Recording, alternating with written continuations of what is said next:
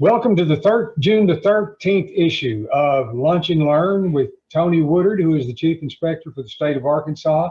We come to you the second Monday of every month to give you updates on code and new regulations, anything really relative to the Arkansas HVACR industry that is very important for you to know about. Hey, Tony, how are you doing today, sir? All right, Tom, how you doing? I'm just doing well. We're going to be talking about continuing education, residential new construction duct leakage testing, and general liability insurance. All of these things become effective January the 1st of 2023. So there's a lot to know so that you're prepared going into January the 1st, 2023. Again, items of big importance. All three of these, Tony. Yes, continuing education, the duct testing, and the general liability insurance. And we're stressing that on the general liability insurance, they go ahead and start getting that. It is going in effect January, but we want them to, reach out, get their quotes, know what they're talking about, but because it will be required to renew the license on that with the minimum of $250,000 when we get down there to that. But okay, again, effective January the 1st, 2023. Okay, Tony, continuing education. What in the world are we talking about? Okay, we're going to be talking about 4 hours of continuing education. A minimum of 2 of those will be learning your new fuel gas code, mechanical code, building code, and your ACA, your SMACNA, your ASHRAE Handbook of Fundamentals. All those guides are part of the code. Now your technical part, you do your modern refrigeration, your tech trainers at technical schools, and some technical schools are going to do the code training as well. As far as your distributors will hold tech training. And other approved courses, I'll give you some like spray foam on the duct and the new duct sock industry. So we've got 4 hours that are required. 2 of them must come from code. The other 2 can be technical issues, or they can pick up an extra 2 hours of code to make out their 4. Is that right? That's correct. All right. Who does it apply to? It applies to all of our license holders. What's showing there, and if you see it, A, B, C, D, E, it actually will apply to you that carry the L as well. You will be required to get your continuing education. I know that you don't renew that license, but we want to record that you've been there, and it'll go into our database, so forth. But that has been added on there.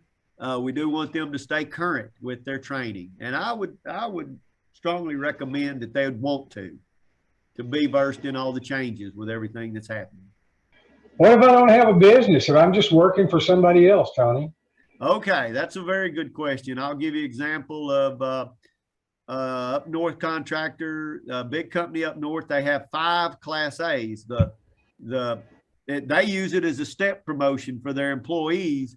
The contractor that owns a business is the A primary holder, but he promotes within and he gives them incentives to get their license to help their wage. Those individuals, as long as they just strictly perform their work for their employer, they don't use that license to step out in the side, moonlight, or whatever, they will not be required to have that general liability insurance. And they'll be flagged to the business that they're at. But once again, don't step outside and think, oh, I'm just going to do this one-time package unit. If you are going to do that, then you would be required to have your general liability insurance. Okay, are we talking about continuing education or general liability? Oh, I'm sorry. I've jumped the deal. I apologize. Oh, we're on the continuing education. So if you have a license and you have that A license regardless, this only applies to them. The registrants do not have to do this, but if you are an employee and you still hold a license, even though you work for said company, you are required to get the continuing education as well to renew your license. Yes, I apologize, Tom. That's all right. They kind of run so close together, it's easy to think one and talk the other. Yeah, I was thinking ahead there. Yep. All right. So continuing education, even if you don't have a business, if you work for somebody else and you've got a license, you must continue to have your continuing education. Every license, that's correct. All right. Okay. How often is that continuing education required? Every year. So in your if your license gets renewed February 1, before February 1 the next year, at some point in that time frame, you will have to have gotten your continuing education. Gotcha. Where do I get it?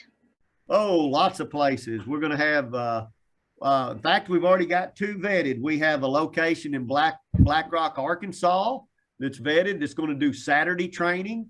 We have Johnstone Supply that have 4 locations for their training. We have numerous others, but we'll have Votech schools, manufacturers set up, distributors, other training programs, and HVAC association. So, and online, of course, there'll be online training as well once we get that approved.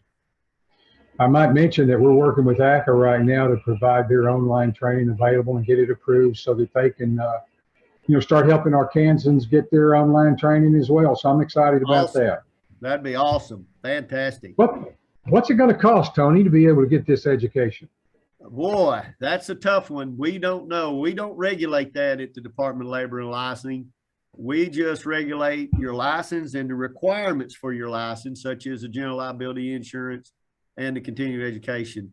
I know that the technical courses will frequently be taught by distributors, and I don't know, they may charge a little bit, they may not charge anything. On the other hand, they may wind up having somebody come in that has a really big class, and the fee may be great, and that would be applicable, but that's the contractor option as to the Correct. level of training that they're looking for. It has nothing to do with the regulation. Yes, sir. That's very well said. Very well said. Okay, so shop it, go for value, go for convenience, and pay whatever you feel like it's worth.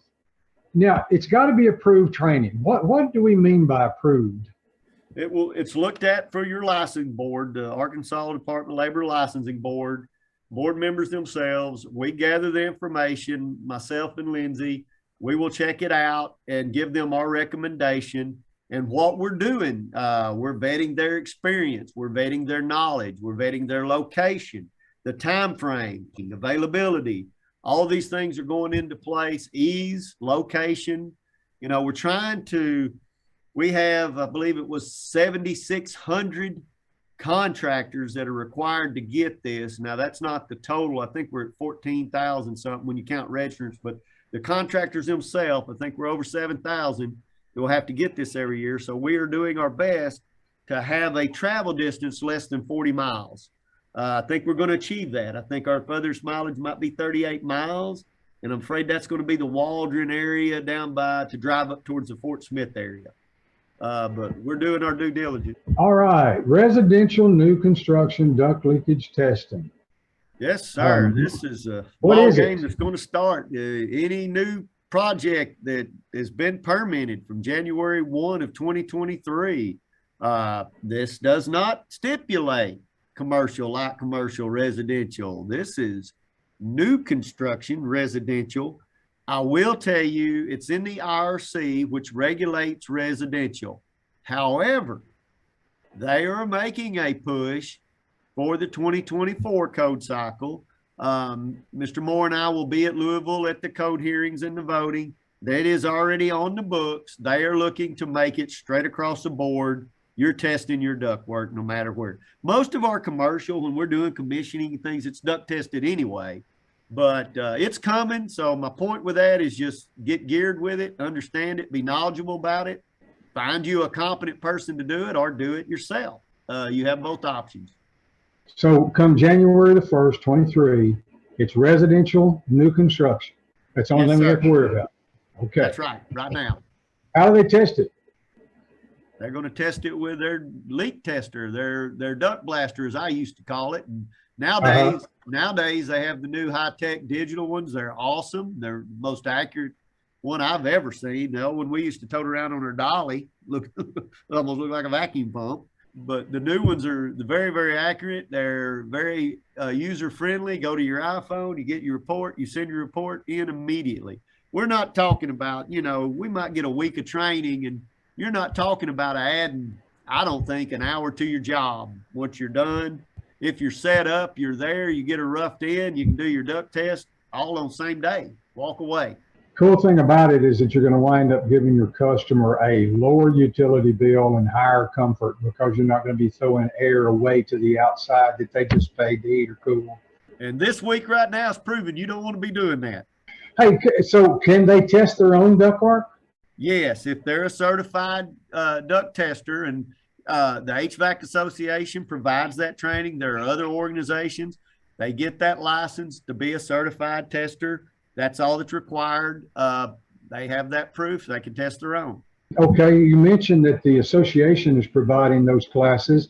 They can get it at other places too. There are 3 listed here. Right, ResNet, BPI, and this other online. But I'm an in-person person. I'm an in-person person. I'm kind of old school in that vein.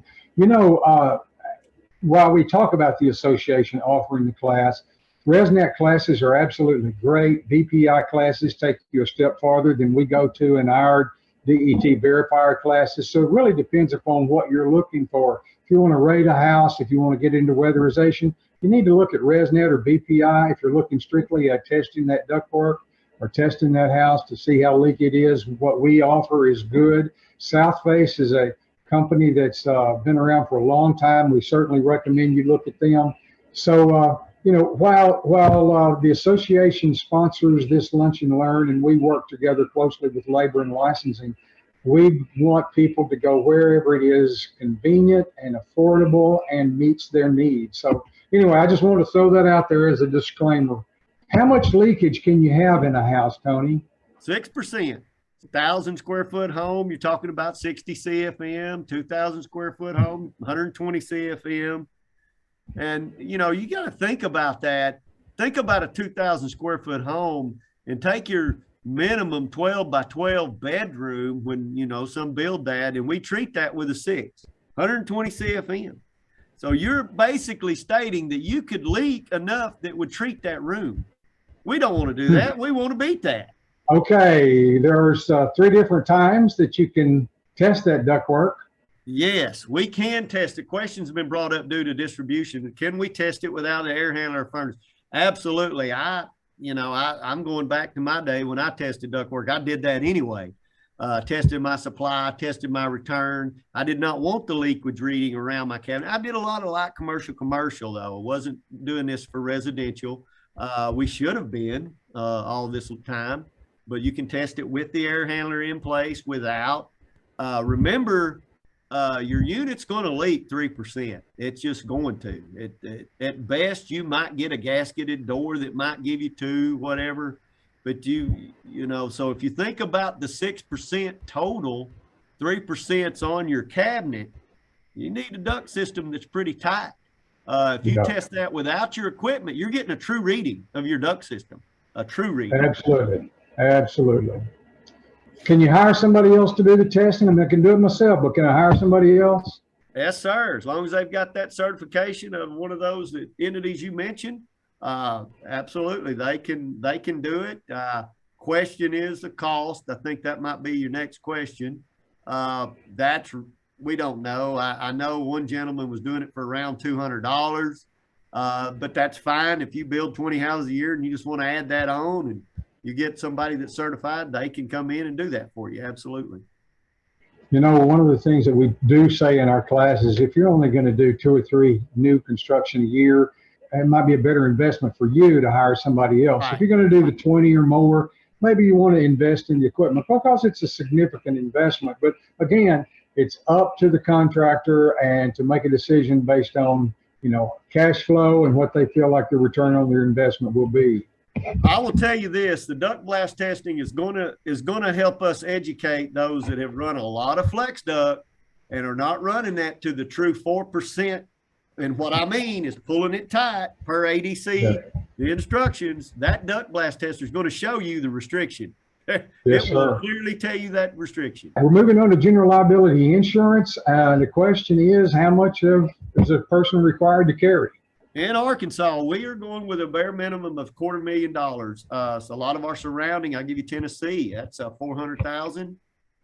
Some are $500,000. We're at a $250,000 minimum.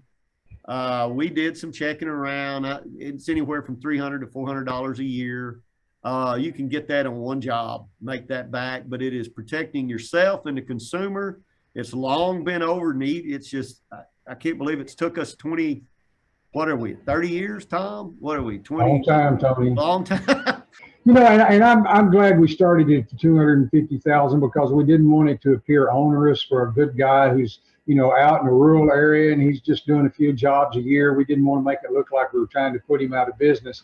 250,000 is dirt cheap, and he needs it badly because he's probably the least able to, you know, help a consumer. Should he accidentally step through a ceiling or accidentally burn a house down, man, he needs some insurance to help him out there and to help that homeowner out.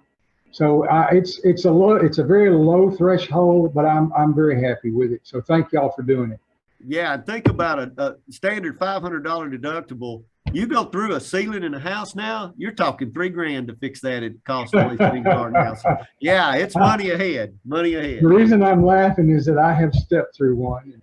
I had an employee one time who, in 2 days, stepped through the ceiling 2 times, and I told him maybe the attic wasn't where he needed to work. Yeah. Anyway, I'm sorry. That's all right. Yeah. Who can they get their insurance from? Your local insurance provider. Most of them most underwriters I checked in, if they providing you with full coverage on your vehicles, they can get this insurance for you. You might want to shop around, but most insurance, your local insurance adjuster agent can provide this for you. Absolutely. Tony, I want to thank you and I want to thank Lindsay for all the time that you guys devote toward making Lunch and Learn possible. We know that without y'all's cooperation and your participation and the labor of licensing and approving, we would not be able to make this program available to all the contractors in the Arkansas area. We know a lot of contractors turn in. They also tune it in once it gets over on YouTube. And I believe that we're better contractors for having participated in your help. Until next time, which will be in July, we look forward to seeing you then. And for everybody that's been listening in, talk to you in July.